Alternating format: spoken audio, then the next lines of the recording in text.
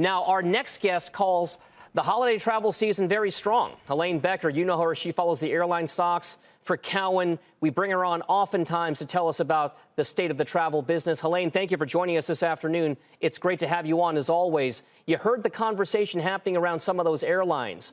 The last time we spoke, you were trying to tell me a little bit more about the international travel demand as you see it. Has that outlook changed? Well, first, thanks for having me, and happy holidays to everybody. Not in our view, not really. The winter months are generally not a point in time when U.S. citizens travel to Europe. So we think that international will actually pick up in the summer months. So think kind of around spring break, April-ish, through the end of August. And we still think that it's going to be very strong. We think this is going to be one of the best summers ever. You'll have 2 years worth of demand, and you'll have you won't have the capacity. That will not be back.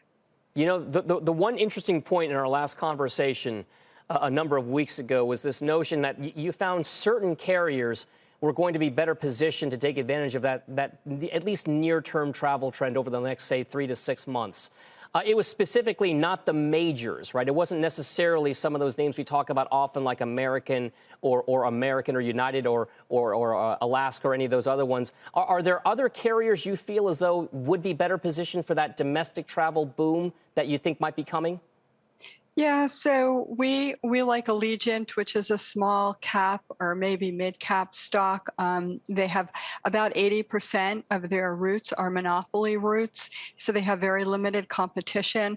And they're based out in Las Vegas, but they have big operations in South Florida as well as Las Vegas and elsewhere in the U.S. So we like them. I think that's a good stock. Frontier, they call themselves the greenest airline in America, but they also have good exposure, and they have good exposure to Mexico and the Caribbean. And I think you guys have talked a lot about Mexico welcoming lots of people, and it's pretty easy to travel back and forth between Mexico and the U.S. You have to test to come back, but they are exposed in that market as well. So those are two airlines we like, and then United is our top pick for 2022, and that's a combination of domestic and international. They're not the largest U.S. domestic airline. That would go to American, but they're really well positioned for leisure travel demand on the North Atlantic for the summer. So basically, I don't want to put words in your mouth, but we should look at domestic now and then transition into the international plays in the next couple of months. And then the second part is, are you looking at balance sheets? Is Delta Yes. and Southwest, are those your keys?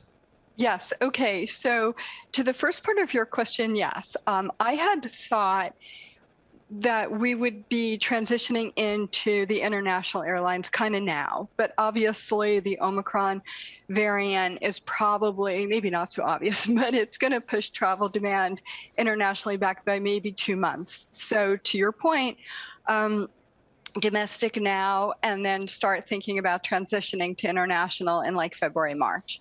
And then the other part of your question, balance sheets, yes, we look at them, and Delta and Southwest still have fortress balance sheets. Those are the two best. Alaska Air and JetBlue actually have very strong balance sheets as well. They've very relatively low debt to cap given the level of borrowing, and Alaska Air did not have to dilute shareholders. So they're one of the few airlines that actually didn't have to raise capital on the equity side. So we like Alaska Air as well, and they have that exposure domestically, they have that exposure to Hawaii, and they have exposure to Mexico and Costa Rica. And then of course you get United with a pretty heavy debt load, and American as well. Although American's balance sheet isn't as bad as it maybe was a year and a half or so ago, because they've paid down a lot of debt and they don't have any big maturities until 2023. So they're actually not in a bad position. All right. The top pick from Helene Becker at Cowen is United Airlines. Thank you very much, Helene. It's always great your thoughts. Have a great day and a great holiday as well. Thanks, you too. Bye, everybody. All right, thanks, Helene. Let's trade around this, folks. Maybe Tim Seymour, we'll start with you. I mean, we spoke about a number of those airline trends in our initial conversation. Did Helene shed any light on some of those, at least points that you would be looking at as a trader investor with regard to whether or not certain airlines would fare better than others? Well, on balance sheet, we've talked about this on Fast Money a lot, that the enterprise value of some of these companies like American have changed. Those that have raised debt, it just means that the EV/EBITDA multiples can be deceiving or tell a slightly different story versus the company of pre-pandemic. If you think about where airlines were re-rating massively from 2015 through 2018, so before we even thought about pandemic, the dynamic there was about efficiency and about yields. And the minute we sniff out that airlines are going back to their old ways, and remember, these are companies that have all gone through bankruptcy, that's when the industry's gotten destroyed. United at the top of that list. So again, Helene is one of the best in her field. I'm not pushing back on United. I think we actually need to start looking at the subtleties of airlines and, again, those efficiencies on yields one more time. And Delta, to me, has the premium franchise right now. They generate the premium yields. And I think that's what matters most now when investing in airlines. But I think the trade, and airlines are trading stocks, is very much to the upside. And I think you can trade this. You know, Beeks, it's interesting because if you look at the market caps of Delta Airlines and Southwest, you can kind of tell that investors are paying up for those fortress balance sheets that Helene talked about. They're the two most valuable airline stocks in America. It used to be companies like American and United. Do you feel as though we're only talking about the same 3 or 4 airlines for investment opportunities? Should we be looking for other airlines, say like an Alaska, or say like some of those other ones out there that maybe aren't getting attention, like Allegiant? Ah, ding, ding, ding, Dom. That's exactly the one that I was thinking about, right? So that's something that Helene brought up, and frankly, I hadn't thought about it. But Allegiant is levered towards Las Vegas and towards the casino. So now you have a subset of travelers that are already willing to risk themselves. So they don't have to worry about the pandemic at all. They're already risk takers. So I like Allegiant here.